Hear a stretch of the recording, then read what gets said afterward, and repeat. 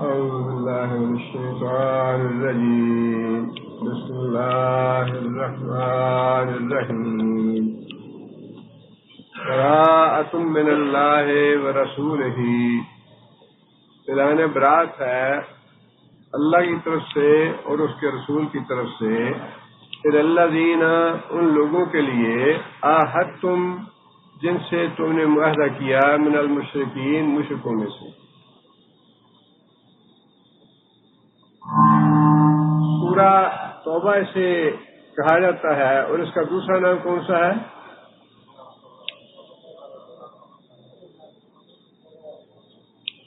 سورہ توبہ اس کو کیوں کہا جاتا ہے؟ سورہ توبہ اس کو اس لیے کہا جاتا ہے کہ غزوہ تبوک سے پیچھے رہ جانے والے جو مخلص مسلمان تھے ان کی توبہ کا ذکر ہے اس سورہ میں۔ اللہ تعالیٰ نے ان کی کوتاہی کو معاف کیا اور ان کی توبہ اللہ نے قبول فرمائی، اس لیے اس کا نام سورہ توبہ ہے۔ دوسرا نام کیا ہے اس کا؟ سورہ برات، جس سے یہ سورہ شروع ہو رہی ہے، برات بھی اس کا نام ہے۔ اور سورہ برات اس کو کیوں کہا جاتا ہے؟ جو بار بار عہد توڑنے والے مشرک تھے یا کافر تھے، فتح مکہ کے بعد ان کے معاہدات سے خود اللہ تعالیٰ نے حکم دیا کہ اب یہ جو بار بار معاہدے توڑ رہے ہیں ان سے آپ بری ذمہ ہو جائیں۔ اس کی تفصیل آگے آئی۔ تیسرا نام اس سورت کا کیا ہے؟ خافضہ۔ خافضہ کا معنی ہے ذلیل کرنے والی، رسوا کرنے والی سورت۔ اس سورہ میں اللہ تعالیٰ نے کس کو رسوا ذلیل کیا ہے؟ منافقوں کو۔ منافقوں کی جو چالیں تھیں اور جو ان کی سازشیں تھیں ان کا پردہ اللہ نے چاک فرما دیا، لہذا سورہ کو سورہ خافضہ بھی کہا جاتا ہے۔ منافقوں کو ذلیل اور رسوا کرنے والی سورت۔ سورہ برات اسے کہا جاتا ہے کہ اس میں مشرکوں کے جو معاہدات تھے بار بار توڑے انہوں نے، شکنیاں کی اور مسلمانوں کے خلاف چالیں چلیں، لہذا اللہ تعالیٰ نے اعلان برات کا حکم دے دیا نبی صلی اللہ علیہ وسلم کو۔ اور توبہ اس لیے کہا جاتا ہے کہ جو مخلص مسلمان اپنی محض وقتی سستی کی وجہ سے غزوہ تبوک سے پیچھے رہ گئے تھے، اللہ تعالیٰ نے ان کی توبہ قبول فرمائی، لہذا سورہ توبہ بھی کہا جاتا ہے اسے۔ اعلان برات کیوں کیا گیا اور اس کا نتیجہ کیا نکلا، یہ بڑی اہم بات ہے۔ اس لیے اعلان برات کو سمجھنے کے لیے جو پہلے کے تاریخ کے واقعات ہیں کچھ ان کو ذہن میں رکھنا چاہیے۔ 6 ہجری میں نبی صلی اللہ علیہ وسلم نے صلح حدیبیہ کی، اور یہ صلح ہوئی طاقت کے بل ہوتے ہوئے، کمزوری کے ساتھ نہیں ہوئی۔ کافر اور مشرک جو ہیں جب بھی مذاکرات کرتے ہیں، یہ جب ان کی کمر ٹوٹنے لگتی ہے تب مذاکرات کا نام لیتے ہیں، جب تک ان کا پلہ بھاری ہوتا ہے یہ ہمیشہ قتل و غارت پہ رہتے ہیں۔ جب جنگوں نے کافر اور مشرکوں کی کمر عملاً توڑ دی تو پھر اس کے علاوہ کوئی چارہ کار نہیں تھا کافروں کے لیے کہ مسلمانوں کے ساتھ مذاکرات کر کے صلح کی جاتی۔ سہیل بن عمر جو آیا تھا اس وقت کافر تھے اور کافروں کی طرف سے مذاکرات کرنے کے لیے آئے۔ انہوں نے جا کے یہ خبر دی قریشی سرداروں کو کہ میں کیسر و کسریٰ کے بادشاہوں سے بھی ملا ہوں، ان کے درباروں کی جا کے میں نے کیفیت دیکھی ہے، لیکن جس طرح محمد صلی اللہ علیہ وسلم کے ساتھی ان پہ اپنی جانیں نثار کرتے ہیں، ان کے اشارہ ابرو پہ ہر کام کرتے ہیں، اس طرح میں نے کسی دوسرے بادشاہ کی حالت نہیں دیکھی، اور یہ ممکن نہیں کہ تم محمد صلی اللہ علیہ وسلم پہ غالب آ جاؤ، سیدھا راستہ یہی ہے کہ ان کے ساتھ صلح کر لی جائے۔ صلح کی انہوں نے قوت بازو کے زور پہ، اور یہ صلح تھی 10 سال کے لیے کہ 10 سال فریقین جو ہیں وہ ایک دوسرے سے جنگ نہیں کریں گے۔ اللہ تعالیٰ نے مسلمانوں کے لیے بڑا راستہ کھول دیا دعوت کا، اور بڑا معاملہ سہل اور آسان کر دیا۔ اس صلح حدیبیہ کی ایک دفعہ یہ تھی کہ جو عرب قبائل ہیں ان میں سے جو قبیلہ جس فریق کے ساتھ ملنا چاہے اس کے ساتھ مل سکتا ہے۔ اگر قریش مکہ کے ساتھ کوئی ملنا چاہتا ہے تو ان کے ساتھ مل جائے، اور اگر مسلمانوں کے ساتھ ملنا چاہتا ہے تو مسلمانوں کے ساتھ مل جائے۔ بنو بکر قبیلہ جو تھا انہوں نے قریش مکہ کے ساتھ اپنا معاہدہ کر لیا، ان کے حلیف بن گئے، ان کے ساتھ انہوں نے اتحاد کر لیا۔ جبکہ بنو خزاعہ جو تھے انہوں نے مسلمانوں کے ساتھ اپنا اتحاد کر لیا، ان کے حلیف بن گئے۔ اب جو قبائل جس بھی فریق کے ساتھ تھے ان پہ وہی صلح حدیبیہ کا قانون لاگو ہوتا تھا۔ اب صرف 1 سال ہی گزرا تھا کہ جو حدیبیہ والے لوگ صلح حدیبیہ کی شک کے مطابق اگلے سال مسلمانوں نے آ کے عمرہ کرنا تھا۔ 6 ہجری میں صلح حدیبیہ ہوئی، 7 ہجری میں عمرہ کیا نبی صلی اللہ علیہ وسلم نے اور صحابہ کرام نے، اور صرف چند ماہ کے بعد یہ عمرہ قضا کرنے کے بعد چند مہینے کے بعد یہ واقعہ پیش آیا کہ بنو بکر کا جو قبیلہ تھا قریش کا حلیف، انہوں نے موقع دیکھ کے مسلمانوں کا جو قبیلہ بنو خزاعہ حلیف تھا اس پہ حملہ کر دیا۔ کوئی پرانی دشمنی تھی ان کی، اور انہوں نے کہا کہ بھئی مدینہ تو بہت دور ہے اور کون خبر پہنچائے گا جا کے نبی صلی اللہ علیہ وسلم کو، کب خبر ملتی ہے ان پہ، اپنا بدلہ تو لو ان سے۔ بہرحال بنو بکر نے حملہ کیا بنو خزاعہ پہ، اور اس میں قریش جو تھے وہ کیونکہ بنو بکر کے حلیف تھے انہوں نے مدد کی اپنے قبیلے کی۔ بنو خزاعہ کے ساتھ انہوں نے بھی حملہ کیا ان پہ۔ جب یہ معاملہ ہوا تو بنو خزاعہ کے لوگ مکہ سے مدینہ نبی صلی اللہ علیہ وسلم کے پاس درخواست لے کے پہنچے کہ یا رسول اللہ، ہم آپ کے حلیف ہیں اور ہمارے اوپر حملہ کیا گیا ہے، اب آپ ہماری مدد کریں۔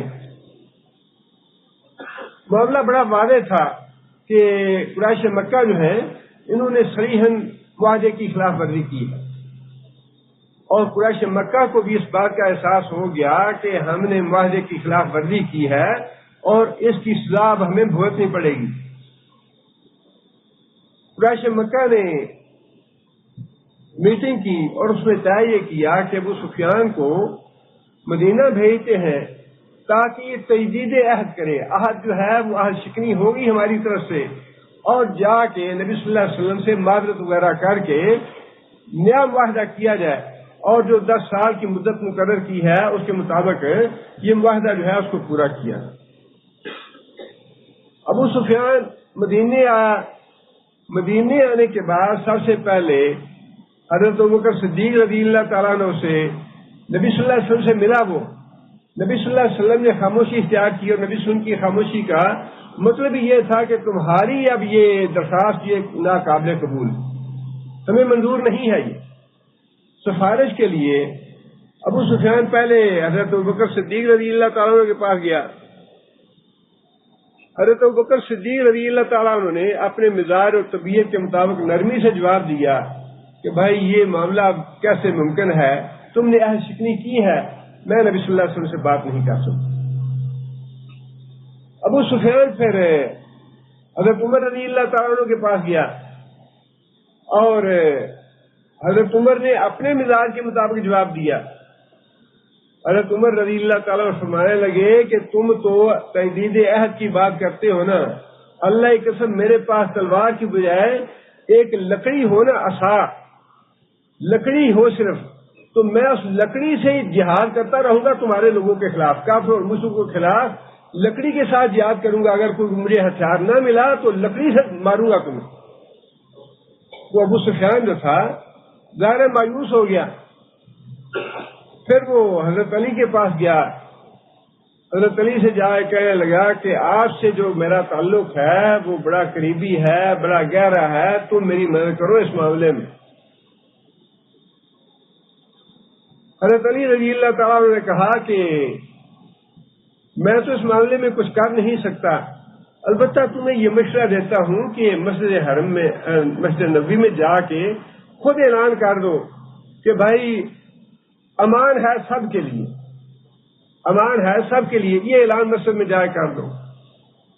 تو پہلے تو وہ کہنے لگا کہ یہ جو چھوٹا بچہ ہے، حضرت حسن کی طرف اشارہ کر کہنے لگا، جو بالکل ابھی چھوٹی عمر کے تھے، کہنے لگا کہ اگر یہ بچہ جو ہے یہ پناہ دے دے، امان دے دے ہمیں، تو ہمیشہ کے لیے اس کی سرداری قائم ہو جائے۔ حضرت علی کہنے لگے کہ یہ بچہ کس قابل ہے کہ ابھی امان دے، اس کی تو عمر ہی نہیں ہے امان دینے والی۔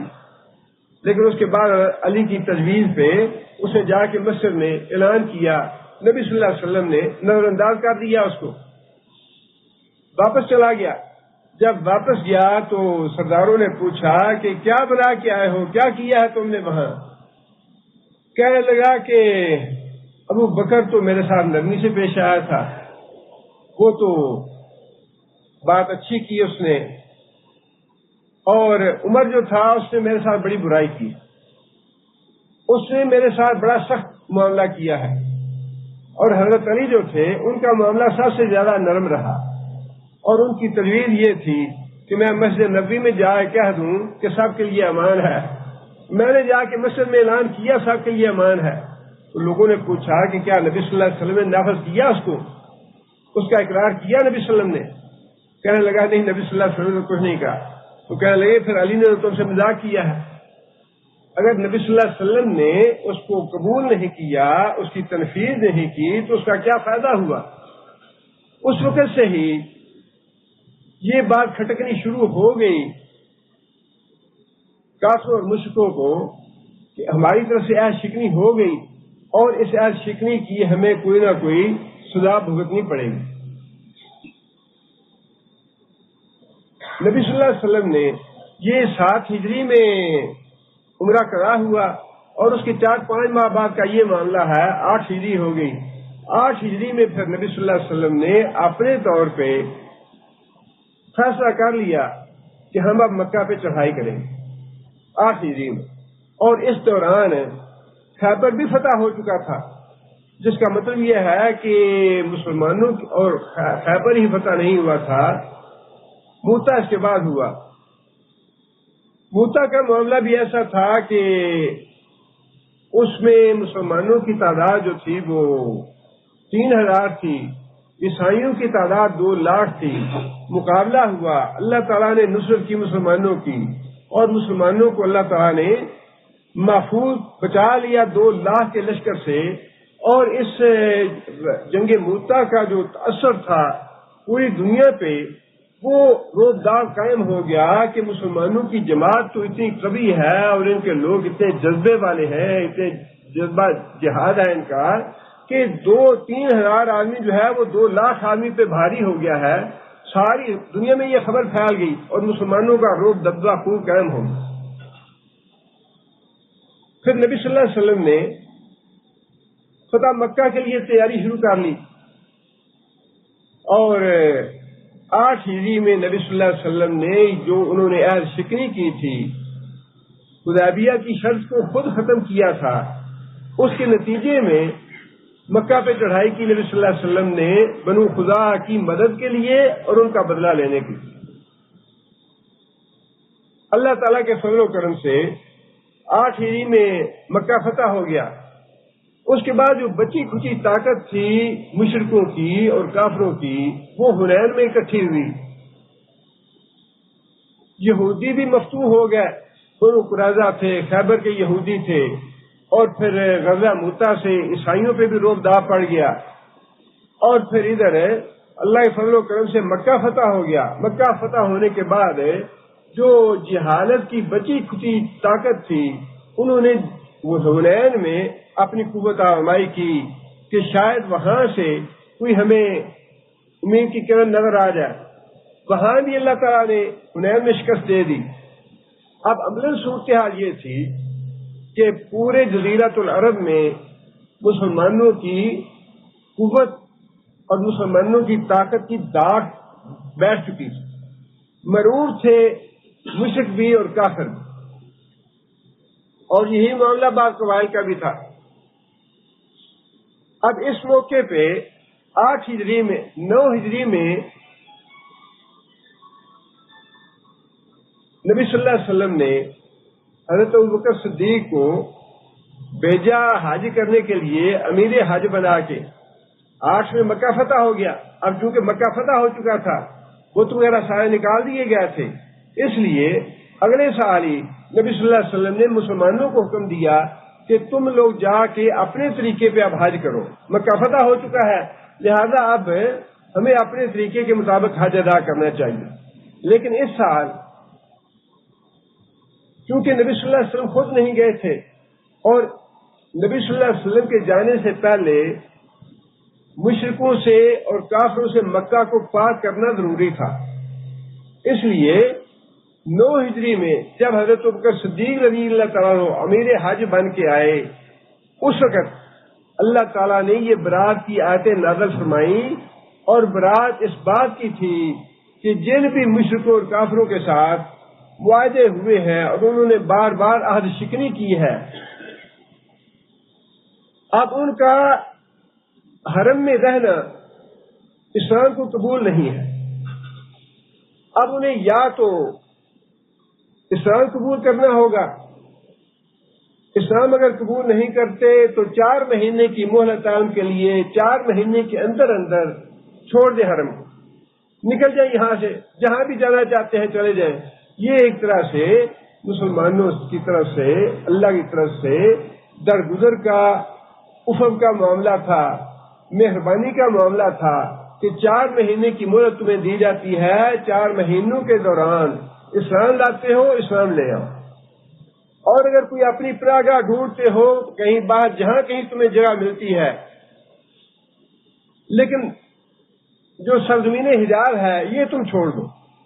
تمہارے اندر اب سرزمین حجاز میں رہنا جو ہے یہ اسلام کی مسلحت اور حکمت اور اس کی طاقت اور قوت کے خلاف ہے، تمہیں یہاں سے نکلنا ہوگا.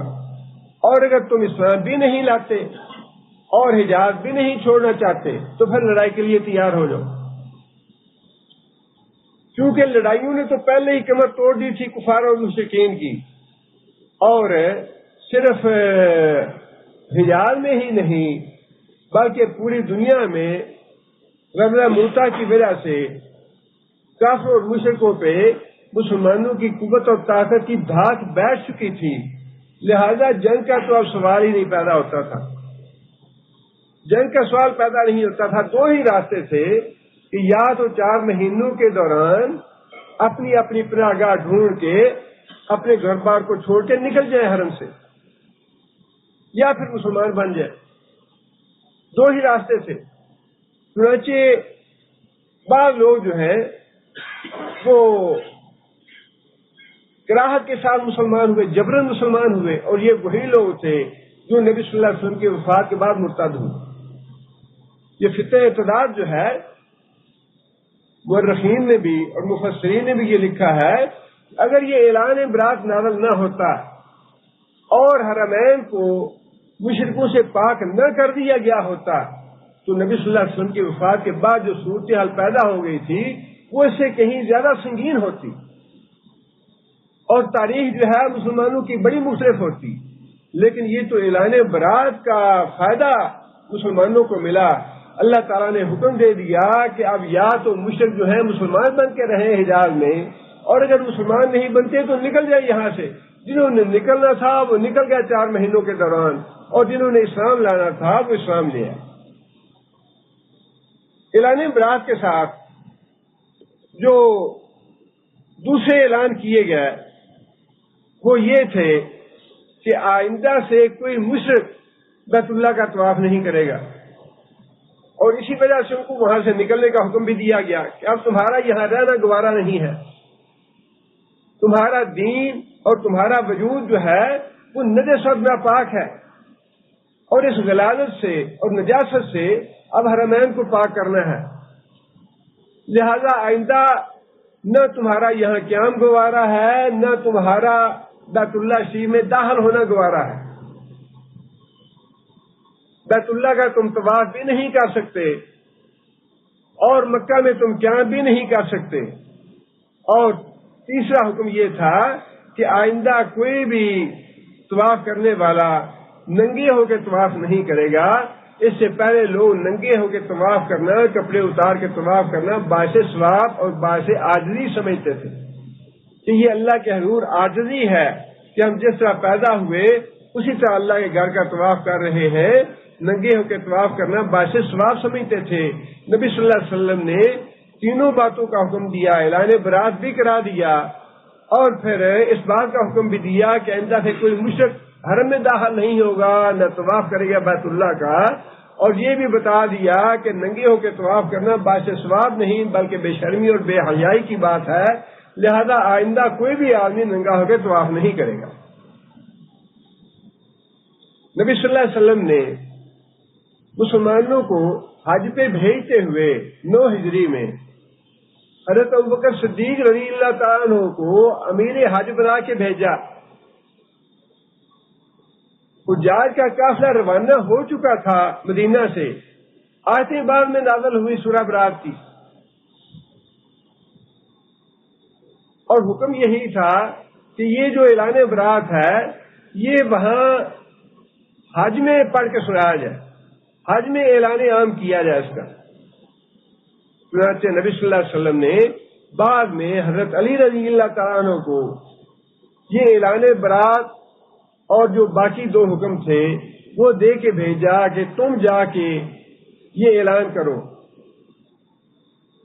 حضرت ابوبکر صدیق رضی اللہ تعالیٰ عنہ نے خود بھی اس بات کو محسوس کیا، بعض صحابہ کرام نے بھی محسوس کیا کہ امیر حج جو تھے یہ اعلان تو انہی سے کروانا چاہیے تھا، لیکن نبی صلی اللہ علیہ وسلم نے یہ بات ارشاد فرمائی کہ چونکہ معاہدے توڑنے کی بات ہے لہذا میرا جو اقرب رشتہ دار ہے اسے اس بات کا حق ہے کہ اعلان توڑنے، یہ معاہدے توڑنے کا اعلان وہ کرے جا کے۔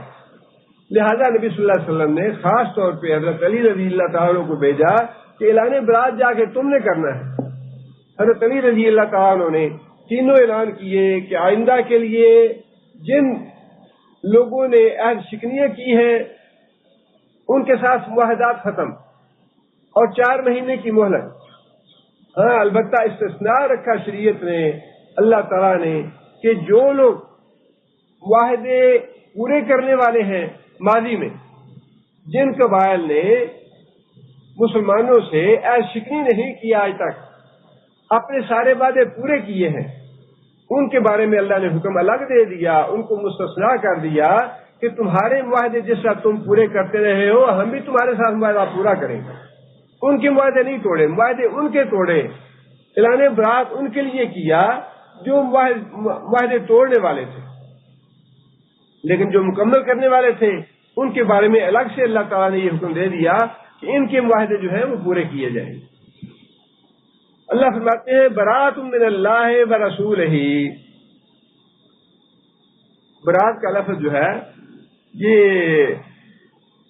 بری ہونا اردو میں بھی استعمال ہوتا ہے، دستبردار ہو جانا، کسی چیز سے الگ ہو جانا۔ اور یہ جو ہمارے ہاں شب برات مشہور ہے شعبان میں، برات جو ہے یہ ایک تو بات یہ معلوم ہو گئی آپ کو، برات عربی کا لفظ ہے، یہ فارسی کا لفظ نہیں ہے۔ البتہ شب جو ہے وہ فارسی کا لفظ ہے۔ شب برات کی اصطلاح جو ہے یہ عربی کی اصطلاح نہیں ہے، یہ ملی جلی اجمی اور عربی اصطلاح ہے شب برات۔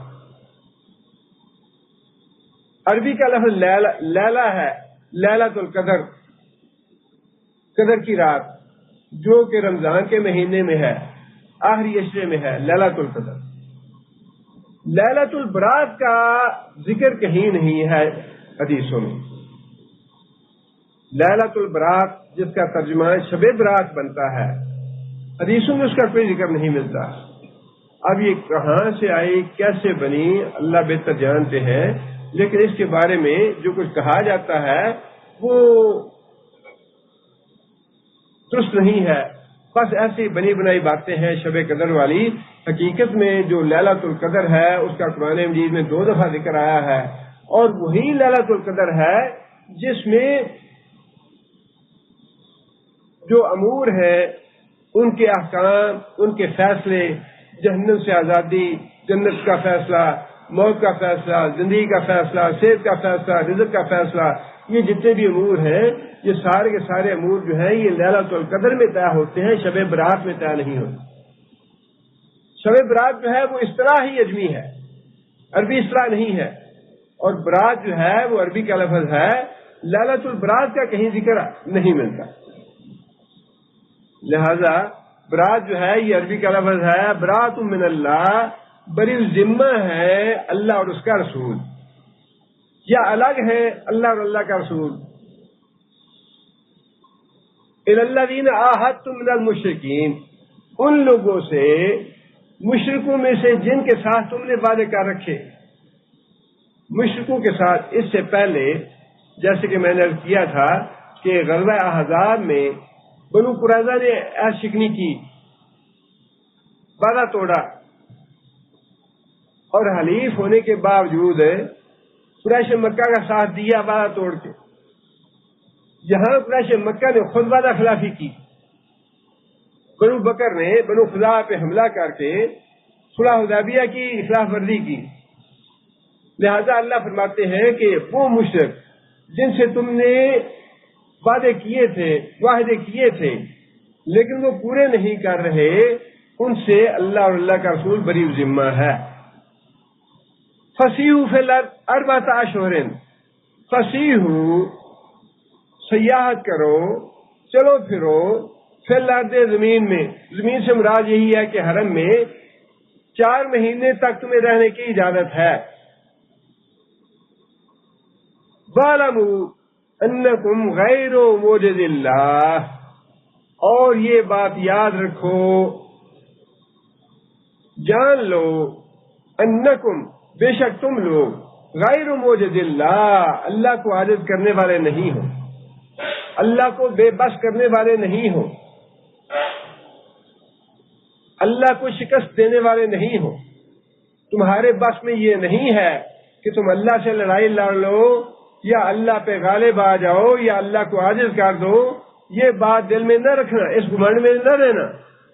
4 مہینے کی جو مہلت دی جا رہی ہے یہ مہلت ایسی ہے کہ اس کے بعد 2 ٹوک طور پہ یا تو لڑائی کے لیے تیار ہو جاؤ، یا اسلام قبول کر لو، یا حرم سے باہر نکل جاؤ.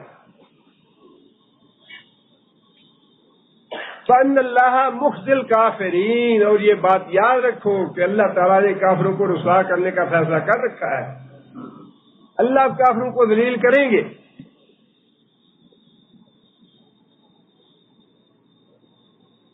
آگے پھر یہ بات ارشاد فرمائی. آگے وہ پہلے تو اللہ تعالیٰ نے اس اعلان برات کا ذکر فرمایا کہ 4 مہینے کے لیے ہم اعلان برات کر رہے ہیں.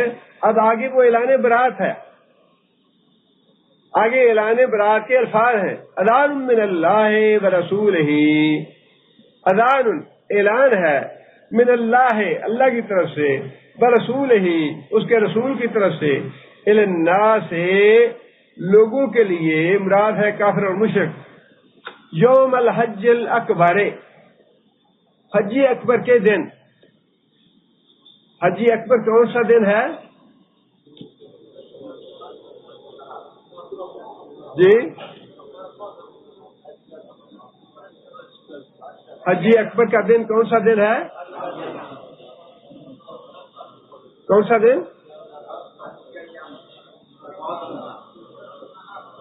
عام طور پہ مشہور یہ ہے کہ جس سال یوم عرفہ اور جمعہ ایک دن اکٹھے آ جائیں وہ حج اکبر.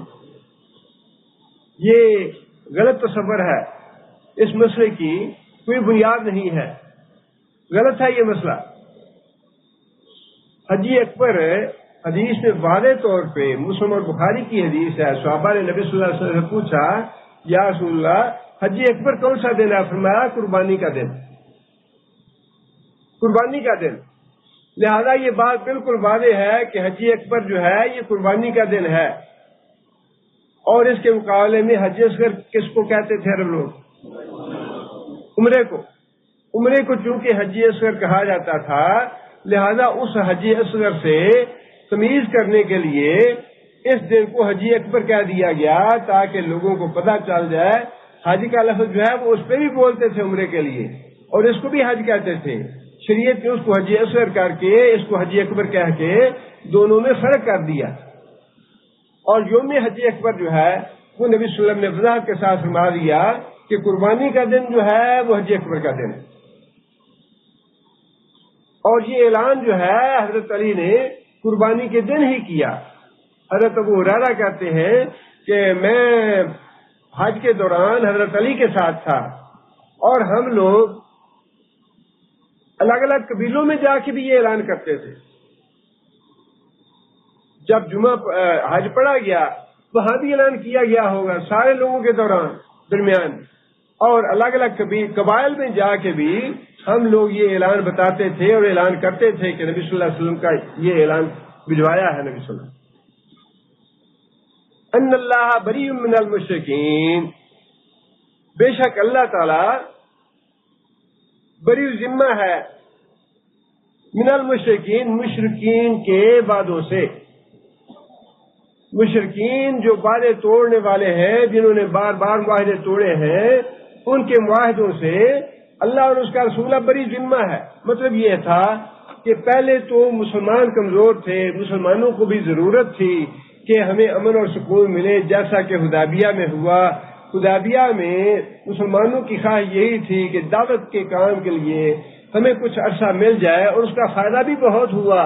10 سال کا عرصہ اگر مسلمانوں کو مل جاتا تو اس 10 سال میں بغیر کسی لڑائی جھگڑے کے اور بغیر کسی دوسرے فتنے کے مسلمان جو ہیں وہ پورے عالم عرب میں اپنا پیغام پہنچا دیتے اور کامیابی ہو جاتی۔ لیکن اللہ تعالیٰ نے دوسرے طریقے سے فائدہ پہنچانا تھا۔ صلح حدیبیہ کو توڑا کافروں نے خود ہی، اور اس کے نتیجے میں اللہ نے مکہ فتح کر دیا، اور حنین بھی فتح ہو گیا، اور کافروں کی، مشرکوں کی جو ساری کی ساری قوت تھی ان کو مکمل طور پہ کچل دیا گیا۔ اب مسلمان مجبور نہیں تھے ان معاہدوں کے لیے، مسلمان طاقت میں تھے، قوت میں تھے۔ اب مسلمان اسلام کی خواہش یہ تھی کہ اب پوری طرح یہ ریاست جو ہے یہ گندے لوگوں سے پاک ہو جائے۔ اگر یہاں رہنا ہے اسلامی ریاست میں تو پھر اسلامی ریاست کے تابع بن کے رہیں، یا نکل جائیں یہاں سے، یا اسلام قبول کر کے رہیں، یا پھر تلوار سے طاقت کا مظاہرہ کر لیں۔ جو بھی قوی اور طاقتور ہوگا اس کا قانون چلے گا۔ اب بات یہ تھی کہ محض ایک مدینے کی بات نہیں تھی، یا بات محض مسلمانوں کی جماعت کی نہیں تھی۔ اب بات یہ تھی کہ چونکہ قوت میں ہے اسلام، لہذا اب اسلام کو اپنے سارے قانون جو ہیں وہ قوت کے بل پہ نافذ کرنے ہیں۔ اسلام جو ہے وہ قوت چاہتا ہے نفاذ کے لیے، لہذا نفاذ کے لیے یہ بات ضروری تھی کہ جو مشرک اور کافر ہیں انہیں حرمین سے یا حجاز سے نکال باہر کیا جاتا۔ لہذا اللہ تعالیٰ نے یہ بات ارشاد فرمائی کہ جو معاہدے تھے اس سے پہلے کے وہ سارے کے سارے ختم ہیں ان لوگوں کے ساتھ جو معاہدہ شکن ہے۔ فَإِن تُبْتُمْ فَهُوَ خَيْرٌ لَكُمْ فَإِن تُبْتُمْ، حالانکہ اعلان برات میں بھی یہ بات موجود تھی کہ اگر تم اسلام لے آؤ تو معاملہ ختم ہے تمہارے ساتھ، تم رہ سکتے ہو یہاں پہ، باہر نکلنے کی ضرورت نہیں ہے۔ اعلان برات یہی چیز تھی، لیکن اس کے باوجود توبہ کی رغبت دلائی اللہ تعالیٰ نے کافروں اور مشرکوں کو۔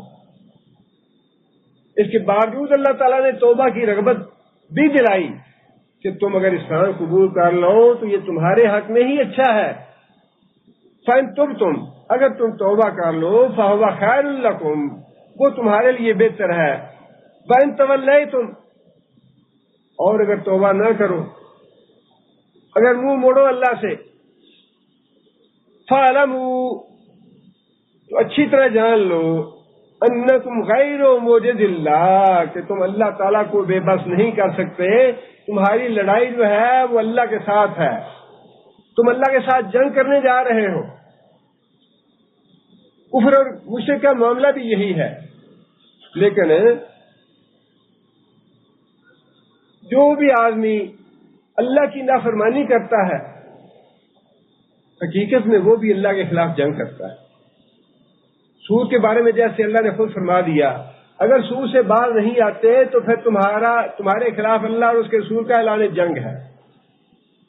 جو بھی آدمی اللہ کے رسول کی نافرمانی کرتا ہے وہ در حقیقت اللہ کے بتائے ہوئے راستے کو چھوڑ کے اس کے برعکس دوسرے راستے پہ چل کے اللہ اور اللہ کے رسول کے خلاف جنگ کرتا ہے۔ اور یہ اسلام لانے کے بعد تو یہ جنگ انسان کو بالکل ہی نہیں کرنی چاہیے۔ جب تک انسان کافر ہے یا مشرک ہے، سمجھ میں آتی ہے کہ اس نے تو اللہ کی آیتوں کو جھٹلا دیا، اللہ کے رسول پہ ایمان نہیں لایا، قرآن کو جھٹلا دیا، اور وہ اللہ اور اللہ کے رسول کے خلاف جنگ کر رہا۔ لیکن جب اسلام قبول کر لے انسان، مسلمان ہو جائے انسان، اس کے بعد تو پھر اللہ کے رسول کی نافرمانی کا راستہ اختیار کرنا یا اللہ کے خلاف جنگ کرنا زیب نہیں دیتا مسلمان کو۔ اور پھر یہ بات اللہ نے بار بار قرآن، صرف یہاں نہیں، بار بار اللہ نے فرمائی ہے کہ کوئی بھی آدمی اللہ سے جنگ کر کے جیت نہیں سکتا۔ سود کھاتے رہو کھاتے رہو کھاتے رہو، نہیں جی میں تو کھاتا رہوں گا، مجھے کچھ نہیں ہوتا، مجھے کوئی نہیں پکڑ سکتا، میں تو رشوت لیتا رہوں گا، رشوت لے رہا ہوں، کون پکڑتا ہے مجھے؟ پکڑ لے جو پکڑنے والا ہے۔ اور یہ کرپشن وغیرہ، نافرمانی اللہ کی، یہ ساری اسی وجہ سے ہوتی ہے کہ انسان اللہ سے بے خوف اور بے ڈر ہو جاتا ہے، یہ سمجھتا ہے کہ اللہ بھی میرا کچھ نہیں بگاڑ سکتا۔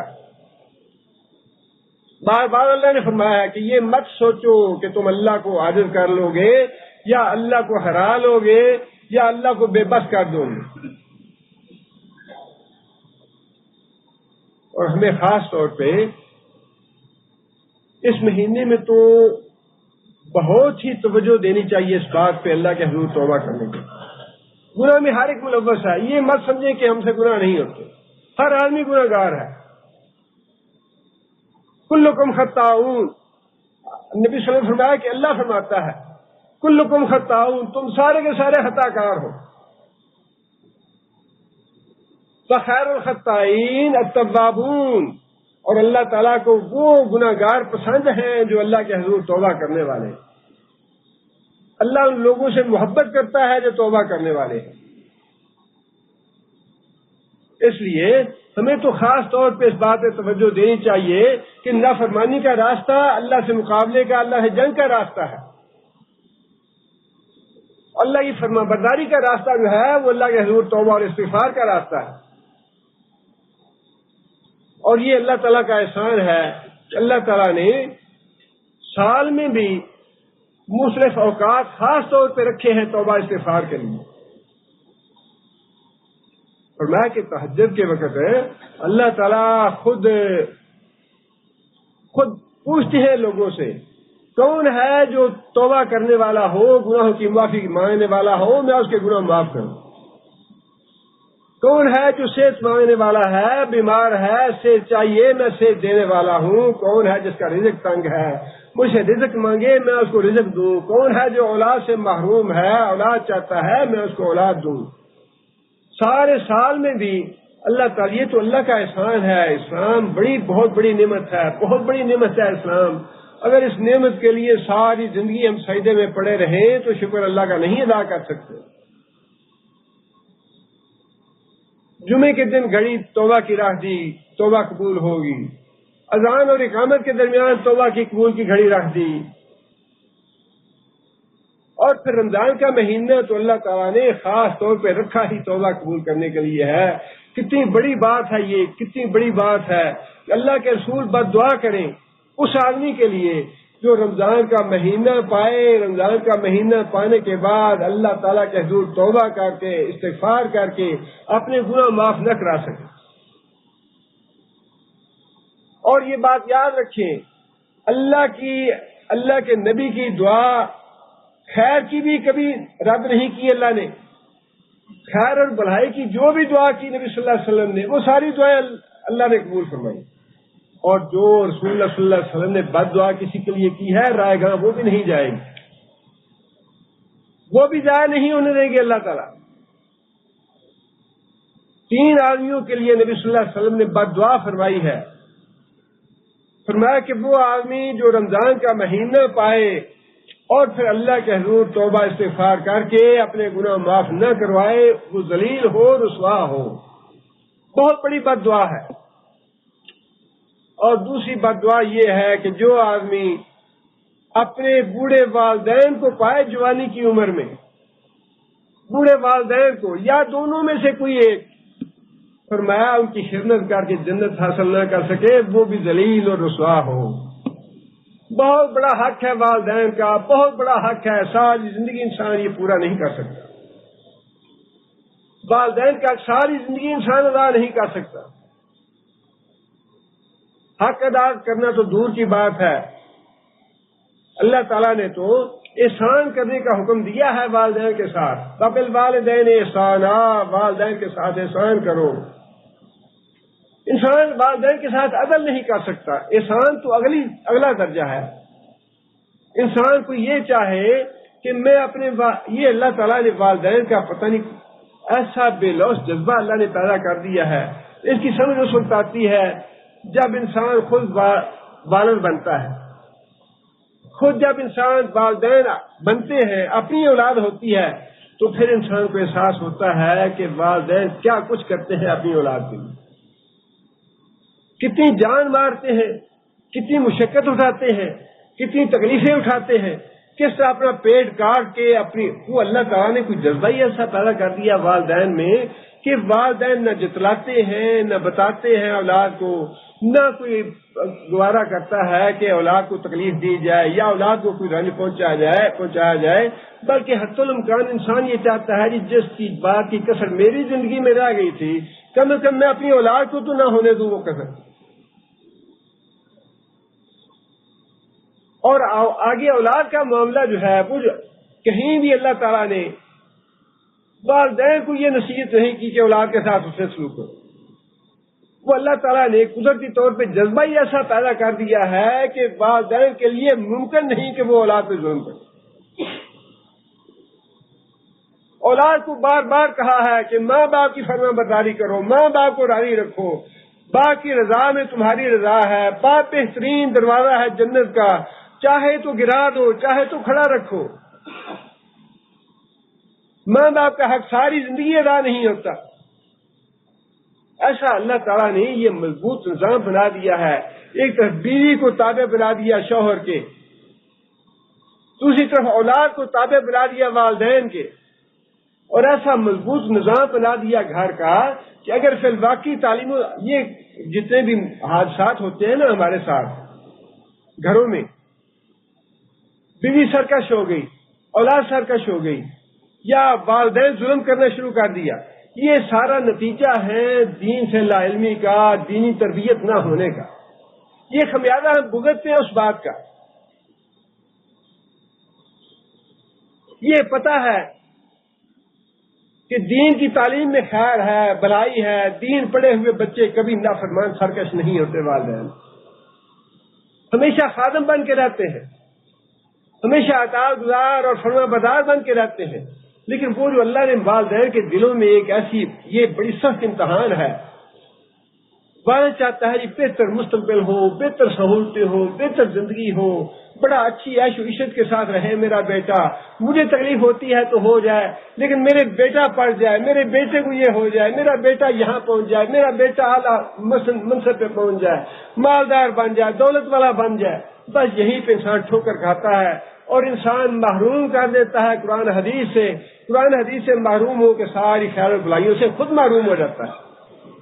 حالانکہ یہ وہ اللہ تعالیٰ نے بار بار فرمایا قرآن حدیث میں فلا تغرنکم الحیات الدنیا، دنیا کی زندگی تمہیں دھوکہ نہ دے۔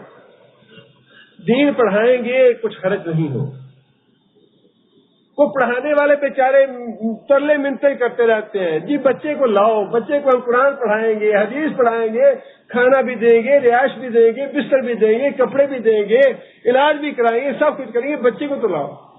اور دوسری طرف جی ایڈمیشن فیس یہ ہے، پھر بعد میں بہانہ فیس یہ ہے، پھر بچے کی ہاسٹل کی فیس یہ ہے، پھر یونیفارم یہ ہے، کتابیں یہ ہیں، ایک ایک کتاب جو ہے وہ اس پہ پے کرنا پڑے گا، ادھر الحمدللہ یہ ہوتا ہے۔ اچھا جی یہ صدقہ جاریہ بننا ہے ہماری کتابیں، اچھا جی کتنی کتابیں چاہیے مدرسے کو، اچھا جی 10,000 کی، 50,000 کی، 1,00,000 کی۔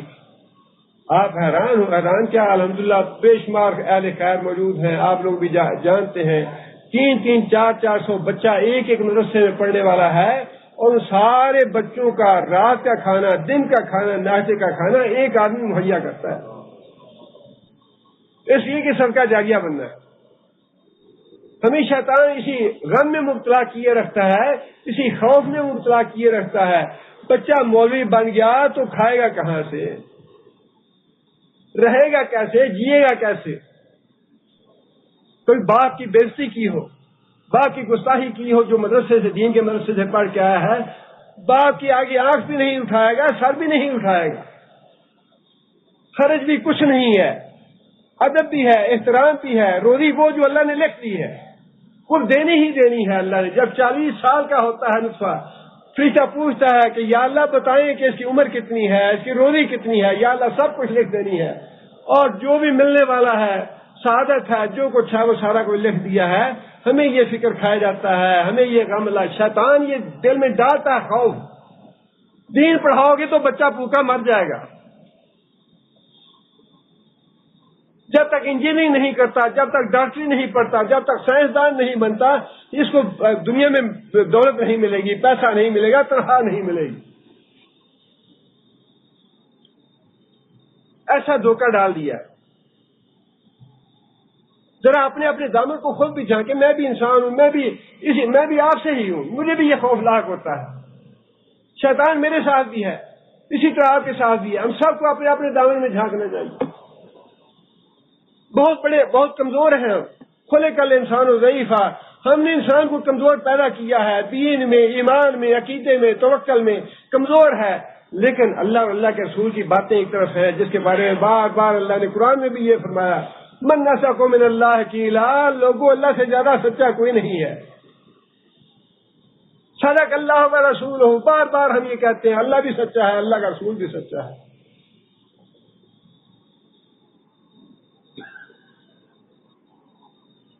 اور پھر اسی طرح فرمایا کہ جس آدمی کے سامنے میرا نام لیا جائے اور وہ درود نہ بھیجے،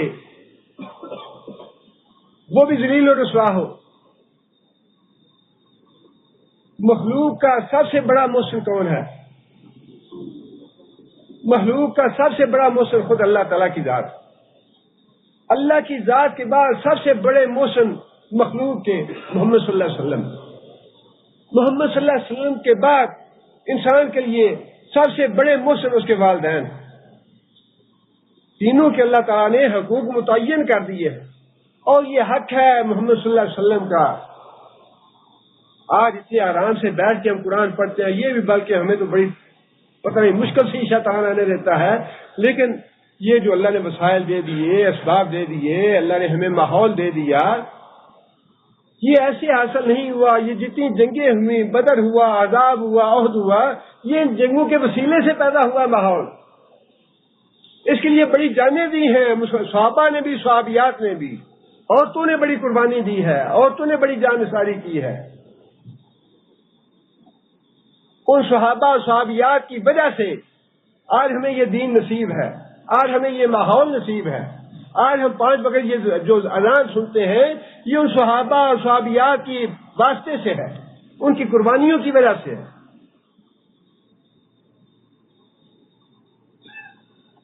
اس لیے فرمایا کہ میرا نام سننے کے بعد جس کو اتنی بھی توفیق نہیں ہے کہ وہ اللہ کے رسول کے لیے دعا کرے کہ یا اللہ، اللہ کے رسول اپنے رسول پہ رحمت بھیج، وہ بھی ذلیل و رسوا ہو۔ اور تیسرا فرمایا کہ رمضان کا مہینہ پانے کے بعد جو آدمی اللہ سے معافی نہ مانگ سکے وہ بھی ذلیل و رسوا ہو. اور اللہ سے گناہ معاف کروانے بہت آسان ہے. رمضان کا مہینہ نہ بھی ہو تو بہت آسان. آدمی آیا نبی صلی اللہ علیہ وسلم کی خدمت میں،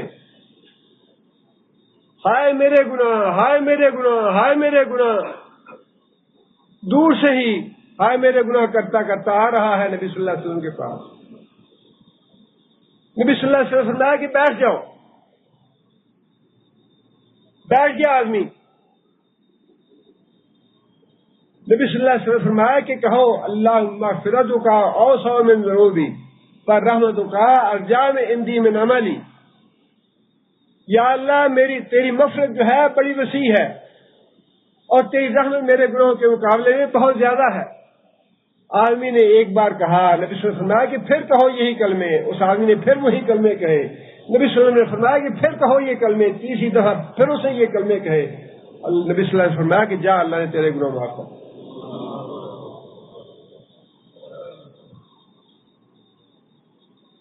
کتنی رحمت ہے اللہ کی، کتنی رحمت ہے اللہ کی. آدمی آیا، یا رسول اللہ مجھ سے گناہ ہو گیا، مجھے پاک کرے. یا رسول اللہ مجھ سے گناہ ہو گیا، پاک کرے، مجھ پہ ہاتھ لگنے والی ہے. نبی صلی اللہ علیہ وسلم نے خاموشی فرمائی، پھر خاموشی فرمائی. آدمی بیٹھا رہا. نماز کا وقت ہوا، اذان ہوئی، نماز پڑھی. نماز کے بعد آدمی پھر آ گیا، یا رسول اللہ مجھ پہ ہاتھ نہ، مجھے پاک کرے. پوچھا کیا تم نے ہمارے ساتھ نماز نہیں پڑھی؟ کہنے لگا یا رسول اللہ نماز پڑھی ہے. فرمایا جا اللہ معاف کرے. اس سے بڑی بات اور کیا ہوگی کہ آدمی پاک ہونے کے لیے آیا ہے. یا رسول اللہ گناہ اتنا بڑا ہو گیا ہے کہ مجھے پاک کریں. فرمایا تو نے میرے ساتھ نماز نہیں پڑھی. فرمایا یا رسول اللہ نماز تو پڑھی ہے. فرمایا جا اللہ معاف کرے.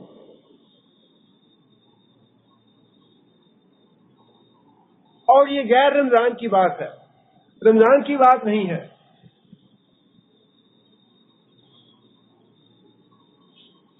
پچھلے درس میں نے بتایا تھا کہ نبی صلی اللہ علیہ وسلم نے 3 باتیں فرمائی ہیں گزشتہ گناہوں کو معاف فرمانے والی. کون کون سی ہے؟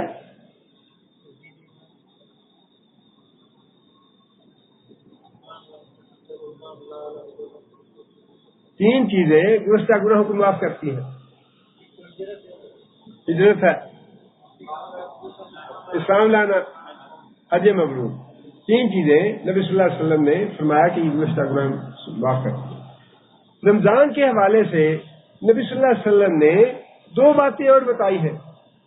من صام رمضان ایمانا واحتسابا غفر له ما تقدم من ذنبه.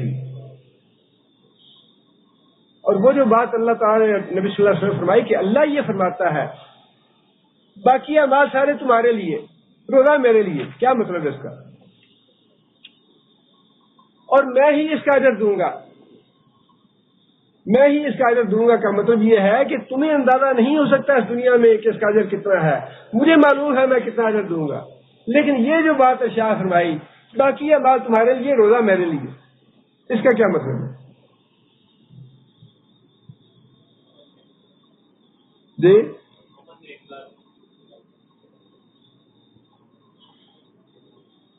باقی جتنے بھی نیک اعمال ہیں نا انسان کے، ان کا تعلق ہے انسان کی نیت کے ساتھ کہ تمہاری نیت کیا تھی یہ کام کرنے کی. نیت میں کہیں کھوٹ تو نہیں تھا، نیت خالص اللہ کے لیے تھی. روزہ ایسا عمل ہے جس میں نیت کا کوئی دخل ہی نہیں ہے. جس کی نیت خالص ہوگی وہی رکھے گا. جس سے جھوٹا روزہ رکھنا ہے وہ تو اندر جا کے پانی پی سکتا ہے، جھوٹا روزہ رکھنے کی ضرورت ہی نہیں ہے. روزہ وہی رکھے گا جو خالص اللہ کو راضی کرنے کے لیے رکھے گا. اور اللہ تعالیٰ معاف کرے، آج کتنے ہمارے بھائی ہیں کیمپوں میں جا کے بعض کا بڑی تکلیف اور بڑا رنج ہوتا ہے. ٹھیک ہے روزی کمانا جو ہے یہ بھی فرض ہے اور اس سے منع نہیں کیا شریعت، لیکن امتحان تو اللہ لیتا ہے. صیام جو ہے یہ اسی طرح کی عبادت ہے جس طرح کی نماز عبادت ہے. گرمی ہو سردی ہو، دن چھوٹے ہوں بڑے ہوں، اس سے رخصت نہیں ہے، رکھے بغیر گزارا نہیں ہے۔ ہم سوچتے نہیں ہیں غزوہ تبوک پہ، تبوک کا کتنا سفر ہے مدینہ سے؟ جی 400 کلومیٹر سے زیادہ ہے، 700 کے لگ بھگ 700 کلومیٹر۔ موسم کون سا تھا غزوہ تبوک میں؟ جی شدید گرمی۔ یہی موسم آج کل کا جو آج کل کا موسم ہے شدید گرمی کا، یہ تھا موسم۔ اور سفر تھا 700 کلومیٹر کا، اور راستے میں کتنے استراحے تھے، کتنے ہوٹل تھے راستے میں، یا کتنے قبائل تھے، یا کتنی بستیاں تھیں ویلکم کرنے والی۔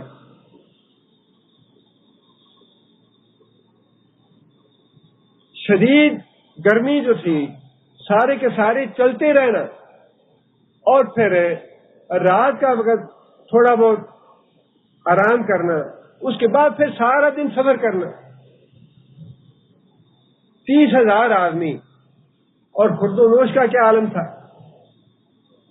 خرد و نوش کا عالم یہ تھا کہ آخر میں آ کے ایک ایک کھجور نبی صلی اللہ علیہ وسلم دیتے تھے صحابہ کو، ایک ایک کھجور دیتے تھے کھانے کے لیے۔ اور پانی کا یہ عالم تھا کہ پانی ختم ہو گیا، اونٹوں کو ذبح کیا گیا تاکہ اونٹوں کی اوجری سے پانی نکال کے صحابہ کرام پانی پی کے اپنی پیاس بجھائیں۔ شرم کرنی چاہیے، جو کہتے ہیں یہ بڑے گرمی کے روزے ہیں رکھ نہیں سکتے، نوکری بھی ہے ڈیوٹی بھی کرنی ہے، گرمی کے روزے ہیں دن لمبے ہیں رکھ نہیں سکتے۔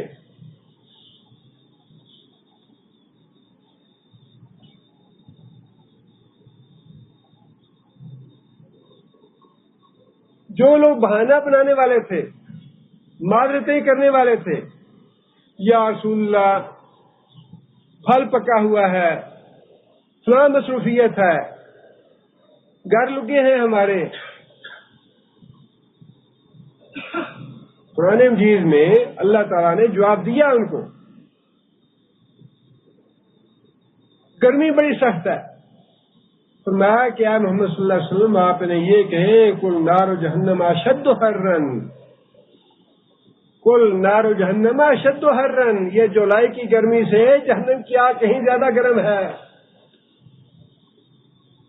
یہ گرمی تھوڑی سی برداشت کر لو، جہنم کی گرمی سے بچ جاؤ گے۔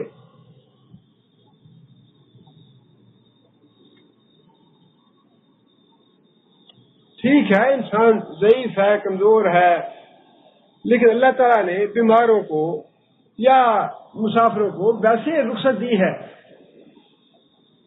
لیکن اس کے علاوہ کم از کم اتنا تو ایمان ہونا چاہیے، اے سی لگے ہوئے ہیں، گھروں میں آرام سے بیٹھے ہیں، ہر طرح کی اللہ نے نعمت دے رکھی ہے، کسی چیز کی کمی نہیں ہے۔ اس کے باوجود انسان یہ کہے جی بڑے مشکل ہے روزے، جی بڑے گرمی کے روزے ہیں، بڑا مشکل ہے روزہ رکھنا۔ شرم کرنی چاہیے۔ ایک طرف وہی تو کیا اللہ کے رسول نے یہ جو فرمایا نا کہ میرا صحابی اگر ربع کلو جو خرچ کرے اور بعد میں آنے والے اس پہاڑ کے برابر سونا خرچ کرے تو ثواب میں برابر نہیں ہو سکتے۔ بالکل صحیح فرمایا ہے۔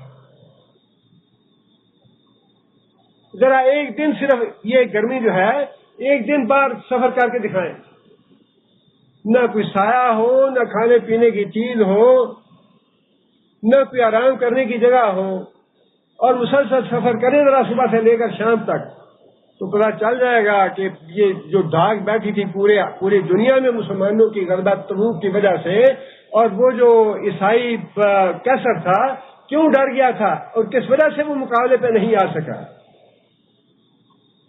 کہ وہ لوگ جو نبی صلی اللہ علیہ وسلم کی معیت میں اس دھوپ میں نکلے ہیں، بے سر و سامان ہیں، خوراک پاس نہیں ہے، اس طرح وہ آ رہے ہیں، وہ ہماری ہزاروں کے نہیں لاکھوں کی فوجوں کو نہیں چھوڑیں گے۔ روب اللہ ڈال دیتا ہے، قربانی اللہ لیتا ہے، لیکن اس کے بعد روب اللہ ڈال دیتا ہے، لیکن قربانی لے کے دیتا ہے اللہ تعالیٰ۔ ہمارا ایمان کیسا؟ ایمان میں جھوٹے ہیں یا سچے؟ بار بار اللہ نے فرمایا میں دیکھنا چاہتا ہوں تمہارا ایمان کیسا ہے، ایمان میں سچے ہو یا جھوٹے ہو۔ حالانکہ اللہ کو پتا ہے، لیکن اللہ نے باقاعدہ امتحان لینا ہے ہمارا۔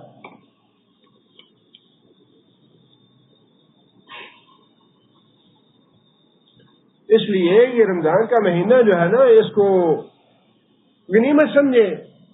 کتنے لوگ تھے جو پچھلے سال رمضان نصیب ہوا انہیں، لیکن یہ رمضان نصیب نہیں ہوا انہیں۔ اور یہ بات تو کہنے کی نہیں ہے، سارے لوگ دیکھتے ہیں کہ اللہ کے فضل و کرم سے اتنی خیر و برکت ہے، اتنی خیر و برکت ہے، مساجد میں رونقیں بڑھ جاتی ہیں، چھوٹے چھوٹے بچے جو ہیں وہ مسجدوں میں آتے ہیں، اور پھر چھوٹے بچے جو ہیں وہ روزے تک رکھتے ہیں۔ حالانکہ عام دنوں میں 2-3 گھنٹے بھوکا رہنا ممکن نہیں ہوتا، لیکن اللہ تعالیٰ توفیق دے دیتے ہیں۔ رحمت کا مہینہ ہے، بخشش کا مہینہ ہے، خیر کا مہینہ ہے، برکت کا مہینہ ہے، لیکن خیر اور برکت اور رحمت لینے کے لیے کچھ نہ کچھ تو کرنا چاہیے، کچھ شرم اور حیا ہمیں بھی آنی چاہیے۔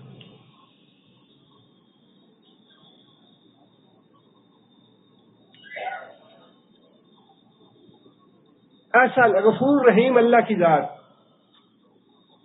اور دنیا کی نعمتیں، مطالبہ صرف اتنا ہے کہ میرے شکر گزار بندے بن کے رہو، میرے فرما بردار بن کے رہو۔ من قام رمضان ایمانا واحتسابا غفر له ما تقدم من ذنبہ۔ صیام کے بارے میں بھی یہ بات ارشاد فرمائی، ایمان کے ساتھ اور ثواب کی نیت سے۔ بس بھی اللہ تعالیٰ خلوص چاہتے ہیں کہ جو کام کرو مجھے راضی کرنے کے لیے کرو، اس میں کوئی دوسری آمیزش نہیں ہونی چاہیے۔ اللہ ہے بڑی غیرت والے، دوسری چیز کا معمولی سی آمیزش اور نیت میں معمولی سی کھوٹ، وہ بھی اللہ کو پسند نہیں۔ صحابی نے پوچھا یا رسول اللہ، جہاد پہ تو جانا ہے، لیکن اگر کسی آدمی کی نیت یہ بھی ہو کہ ایک رسی مل جائے گی وہاں سے، مال غنیمت بھی مل جائے گا، تو اس کے لیے کیا ہے؟ فرمایا اس کے لیے کچھ نہیں ہے۔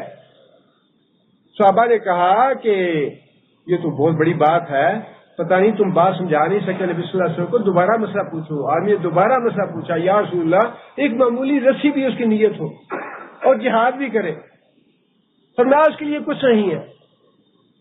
صحابہ نے کہا کہ پتہ نہیں تم بات صحیح طرح کر نہیں سکے، یہ تو بہت بڑی بات ہے، نبی صلی اللہ علیہ وسلم سے پھر پوچھو۔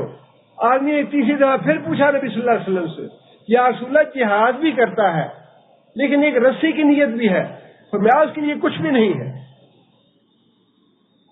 اللہ کو چاہیے خلوص کہ جو بھی عمل کرو خلوص کے ساتھ کرو، ایمانا واحتسابا، ایمان کے ساتھ اور اللہ سے ثواب لینے کے لیے، اللہ سے اجر حاصل کرنے کے لیے۔ غفر لہ ما تقدم من ذنبہ، اللہ سارے گناہ معاف کر دے گا صیام سے اور قیام سے۔ اور پھر اس کے علاوہ لیلۃ القدر ہے، اعتکاف ہے، قرآن جی کی تلاوت ہے، صدقہ خیرات ہے، یہ ساری چیزیں جو ہیں یہ کرنے والی ہیں اس مہینے میں۔ لیکن سارے نیکی کے کاموں سے زیادہ اہم بات وہ بھی ذہنوں میں رکھیے، اس کو نظر انداز نہ کریں، اور وہ بات ہے صلہ رحمی والی۔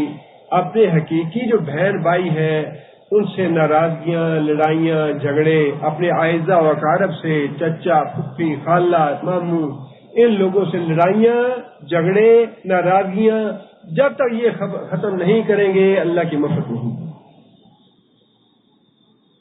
اکثر اللہ تعالیٰ، اور پھر اس میں صرف یہ نہیں ہے بلکہ والدین تو مقدم ہے، بیوی بچے مقدم ہے۔ بیوی پہ ظلم کر رہے ہیں یا بچوں پہ ظلم کر رہے ہیں، یا بیوی بچوں کے حقوق ادا نہیں کر رہے، ماں باپ کے حقوق ادا نہیں کر رہے، حقیقی بھائی سے لڑائی ہے، حقیقی بہن سے لڑائی ہے، یا بہنوں کو وراثت سے محروم کر رکھا ہے، خود قبضہ کر رکھا ہے وراثت پہ، یا اپنے اعزاء و اقارب سے کسی کے ساتھ لڑائی جھگڑا ہے، یہ قطع رحمی اگر ہے تو پھر مغفرت کی توقع نہ رکھیں۔ پہلے حقوق العباد بڑے ضروری ہیں، خاص طور پہ صلہ رحمی۔ ایک آدمی آیا نبی صلی اللہ علیہ وسلم کے سامنے، نبی صلی اللہ علیہ وسلم نے فرمایا کہ یہ آدمی جنتی ہے۔ لوگوں نے بات سنی اور نظر انداز کر دی۔ دوسرے دن پھر ایک آدمی آیا، نبی صلی اللہ علیہ وسلم نے فرمایا کہ یہ آدمی جنتی ہے۔ تیسرے دن پھر آدمی آیا اور نبی صلی اللہ علیہ وسلم نے فرمایا کہ یہ آدمی جنتی ہے۔ حضرت عبداللہ بن عمر رضی اللہ تعالیٰ عنہ عبادت کے بڑے ہی شوقین تھے، بڑی رغبت رکھتے تھے عبادت کے کاموں میں۔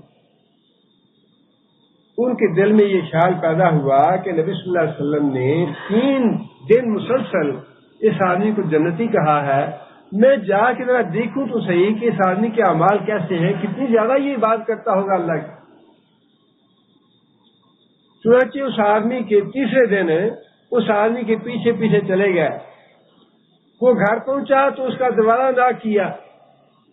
عبداللہ بن عمر کہنے لگے بھائی بات یہ ہے کہ میرا اپنے ماں باپ سے جھگڑا ہو گیا ہے اور میں 2-3 دن آپ کے پاس رہنا چاہتا ہوں جب تک میرے ماں باپ مجھ سے راضی نہیں ہو، تو تو مہربانی کر مجھے اجازت دے دے اپنے گھر میں رہنے کی۔ آدمی کہنے لگا ٹھیک ہے رہ لو۔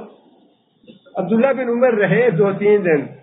آدمی معمول کے مطابق نمازیں پڑھ رہا ہے، رات کو فجر کے وقت اٹھتا ہے اور لمبی نماز نہیں ہے، معمول کے مطابق تہجد پڑھتا ہے، پھر نماز فجر پڑھتا ہے جا کے۔ عبداللہ بن عمر کہنے لگے کہ میں نے تو کوئی اس آدمی میں ایسی بات نہیں دیکھی جو مجھے جنت والی لگے، حالانکہ نبی صلی اللہ علیہ وسلم نے 3 دن مسلسل اسے جنتی کہا ہے۔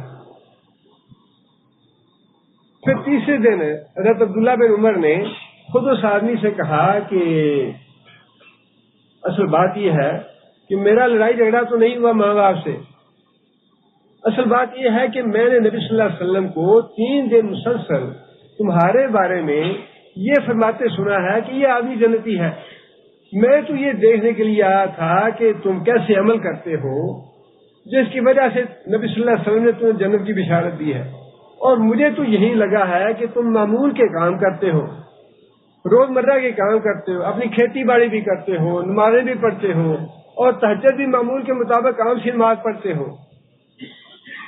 کوئی بات ایسی بتاؤ جو تم محسوس کرتے ہو کہ واقعی اس کی وجہ سے تم جنتی ہو۔ وہ آدمی سوچ سوچ کے کہنے لگا کہ کوئی اور خاص بات تو میرے ذہن میں نہیں آتی، جو معمول تم نے میرا دیکھا ہے عام معمول تو میرا یہی ہے، لیکن ایک بات یہ ہے کہ میرے دل میں کسی بھی مسلمان کے لیے کوئی بغض یا کوئی دشمنی، کوئی ناراضگی، کوئی حسد یا کوئی ایسی بات جو ہے کسی بھی مسلمان کے لیے نہیں ہے۔ حضرت عبداللہ بن عمر کہنے لگے کہ یہی بات تمہاری جنتی ہونے کو، اور وہ حدیث بھی پہلے میں نے سنائی آپ کو۔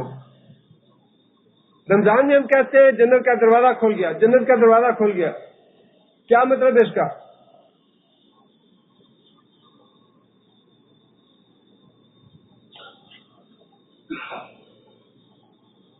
حدیثیں بڑی واضح ہیں اور بڑی رحمت ہے اس مہینے میں، اس مہینے کو ضائع نہ کریں، اس مہینے کی قدر کریں جیسی قدر کرنے کا حق ہے۔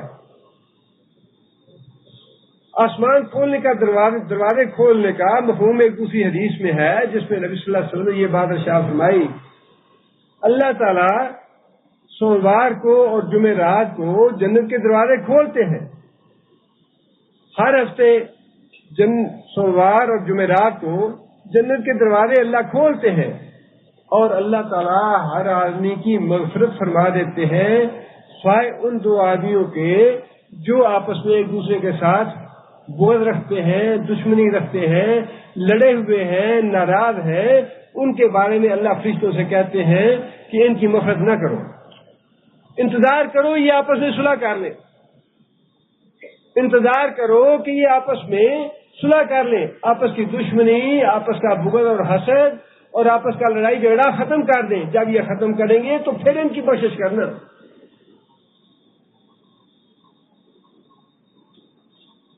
جنت کے دروازے کھلنے کا مطلب جو ہے وہ مغفرت کرنا ہے، بخشش کر دیتے ہیں اللہ تعالیٰ۔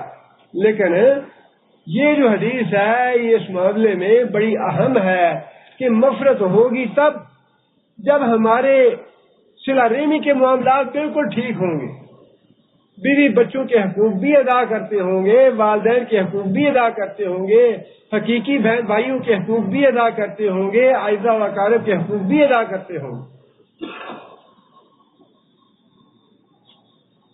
اور نبی صلی اللہ علیہ وسلم نے یہ بات ارشاد فرمائی کہ اگر کوئی آدمی کسی کا چھوٹا سا حق بھی مار لے جھوٹی قسم کھا کے، خواہ وہ اس کا حق پیلو کی ٹہنی کے برابر ہی کیوں نہ ہو، جس کا مطلب یہ ہے کہ بہت چھوٹی سی بات آپ نے حق غصب کر لیا اپنے بھائی کا جھوٹی قسم کھا کے، تو فرمایا کہ جنت اس پہ حرام ہو جائے گی، جہنم واجب ہوگی اس کے لیے۔ اس لیے ہے تو بڑی رحمت کا اور بڑی برکت کا اور بڑی خیر کا مہینہ یہ، لیکن اس کے ساتھ ساتھ یہ باتیں جو ہیں یہ بھی بڑی اہم ہیں، ان کو بھی ہمیں اپنا محاسبہ اس اعتبار سے بھی کرنا چاہیے۔ اور پھر جو اللہ کے حضور توبہ اور مغفرت ہے انسان سچے دل سے کرے گا تو پھر انشاءاللہ اللہ تعالیٰ ایسے جو گناہ ہیں ان سے ہمیں پاک کرنے کے اسباب بھی پیدا کر دیں گے۔ بعض اوقات ہم کہتے ہیں جی بڑی کوشش کی، بڑا سمجھایا، بڑی بات کی، لیکن بہن مانتی نہیں ہے، بھائی مانتا نہیں ہے، بیٹا مانتا نہیں ہے، یہ نہیں ہے، وہ نہیں ہے۔ یہ جو نہ ماننے والے مسائل اور مشکلات اور الجھنیں ہیں یہ اللہ دعاؤں سے حل کر دیتے ہیں۔ اللہ کے حضور جب توبہ استغفار سچے دل سے کریں گے تو اللہ تعالیٰ یہ الجھنیں اور مسائل بھی اور مشکلات دور کر دیتے ہیں انشاءاللہ۔ اس لیے اس مہینے میں جو کرنے والے کام ہیں ان پہ بھی توجہ دیں، قرآن مجید زیادہ سے زیادہ تلاوت کریں، اور قرآن مجید کے بارے میں بھی یہ بات آپ یاد رکھیں، قرآن مجید محض پڑھ لینا کافی نہیں ہے۔ جب ایک آدمی قرآن مجید ناظرہ پڑھ لیتا ہے تو اس پہ اپنے آپ یہ واجب ہو جاتا ہے، فرض ہو جاتا ہے کہ وہ ترجمہ پڑھے اس کا۔ جس طرح ایک آدمی 15 سال کا ہو جاتا ہے اپنے آپ وہ 16ویں سال میں جاتا ہے، ایک آدمی کہ نہیں میں تو 16ویں میں نہیں جاتا، میں تو 70 سال کا ہو گیا ابھی 71 میں نہیں جانا، میں نے اور بوڑھا نہیں ہونا۔ کتنا انسان کہتا رہے جو اللہ کا قانون ہے وہ تو ہونا ہی ہونا ہے۔ اسی طرح قانون یہ ہے کہ جب قرآن ناظرہ پڑھ لیا تو آگے ترجمہ پڑھو اس کا، اور پھر اسی طرح واجبات میں سے یہ ہے قرآن کا ترجمہ پڑھ لیا تو اس کی تفسیر اور تشریح پڑھو آگے،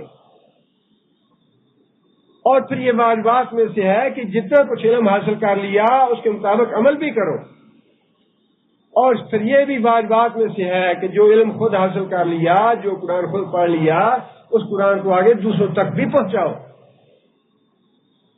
یہ جب تک کریں گے نہیں جب تک جان نہیں چھوٹے گی۔ یہ چیزیں وہ ہیں جو اپنے آپ واجب ہوتی جاتی ہیں۔ جتنا بھی کچھ کر لیا آپ نے اس کو غنیمت نہ سمجھے، بلکہ یہ دیکھیں کہ اب اس کے بعد اگلا سٹیپ کون سا ہے، اگلا ہمارے کرنے والا کام کون سا ہے۔ اللہ تعالیٰ دعا ہے کہ اللہ تعالیٰ ہمیں نیک اعمال کرنے کی توفیق عطا فرمائے، اور رمضان کے مہینے میں جس طرح رمضان گزارنے کا حق ہے اللہ تعالیٰ ہمیں اس کا حق ادا کرنے کی توفیق عطا فرمائے۔ جو کرنے والے کام ہیں وہ بھی اللہ ہمیں توفیق دے، اور جن کاموں سے بچنا ضروری ہے اللہ تعالیٰ ان سے بچنے کی توفیق عطا فرمائے۔ سبحان ربک رب العزت عما یصفون وسلام علی المرسلین والحمد للہ رب العالمین۔